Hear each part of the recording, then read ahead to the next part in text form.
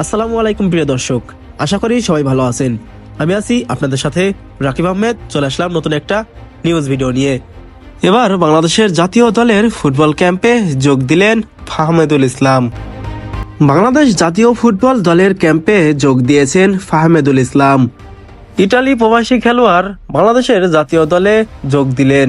Football দলের ক্যাম্পে তিনি যোগ দিয়েছেন। তার নাম ফাহমেদুল ইসলাম। কোচ হাবিয়ের কাবরেরার কৌশলের সাথে মানিয়ে নিতে ইতালির সেরি ডিতে খেলা এই ফরওয়ার্ড 2 সপ্তাহ সময় পাচ্ছেন।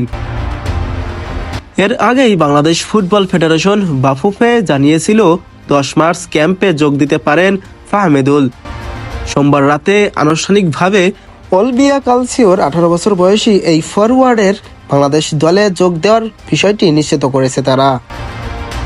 এশিয়ান কাপের বাছাইয়ের তৃতীয় রাউন্ডের ম্যাচে আগামী 25 মার্চ শিলং এ ভারতের মুখোমুখি হবে বাংলাদেশ। গুরুত্বপূর্ণ ম্যাচটি সামনে রেখে বর্তমানে সৌদি আরবে নিবিড় অনুশীলন করছে দল। এদিকে 30 জনের ক্যাম্পের দলে এখনো যোগ দেননি শেফিল্ড ইউনাইটেড খেলা মিডফিল্ডার হামজা চৌধুরী।